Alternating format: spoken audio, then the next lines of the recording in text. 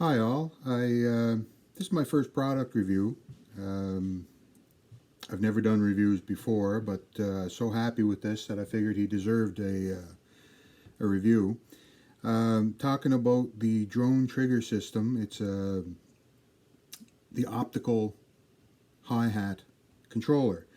Now mine's for an 85 ATV module, and this thing just rocks. It's dynamite. What you'll get this little box here. It does require power, but this is an optical sensor. It also gives you this reflection plate right here that attaches to the bottom of your pedal. I have it attached with Gorilla Tape.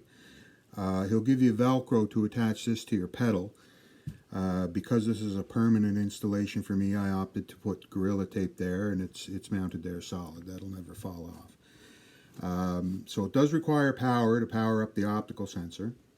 Now, the reason I went with this is that I use a Yamaha hi-hat, RH135, I believe, or RHH135. Anybody that knows Yamaha hi-hats, they're not compatible with Roland. Most of the other manufacturers out there, they are compatible. But the drawback of the hi-hat from Yamaha is that it's more of a switch setup for the controller. And what it does, it gives you, I think it's 4, it might be 5, but it'll give you, let's say 4 incremental stages of your hi-hat. You got fully closed, you got quarter open, you got half open, and all the way open. You have nothing in between. So for me, it was tough. You either had very tightly closed or too washy for the song. You had nothing in between. What this optical sensor allows me to do, because it's variable now, it'll give me that full spread right from tightly closed to fully open and everything in between, and it's just a joy to play. Some applications for this, certainly in this regard, if you have the Yamaha hi-hat with any other module, this optical sensor is gonna work. This one is specific to the ATV 85. But he does make ones for the Roland modules as well. One drawback I'll point out, you'll notice this is attached to the pedal, so it's dependent on the position of the pedal to give you your open and close. Because of that, you can't just drop the top cymbal for a double bass setup where you want to drop the top cymbal and have a closed hi-hat. You actually can't do that. That's because the controller is at the pedal, and the pedal has to be down as opposed to the cymbal, with the cymbal being down. One thing he has done here to overcome that is there is a knob here, and this knob can be turned all the way back, and that'll give you your closed sound. Which is good if you have a song you got to play and the hi-hat is locked down for the whole song, but there's no reaching down under your pedal to turn that mid-song and to turn it back up. Just one thing to be mindful. I'm a single pedal player, so this has absolutely no effect for me. But hey, this thing is just awesome.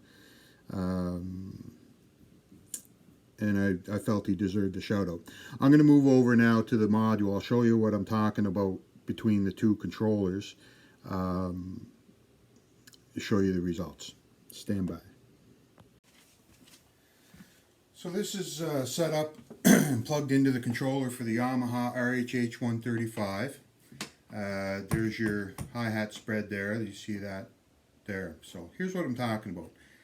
All the way closed. I let up on the pedal, and the very first step is half open.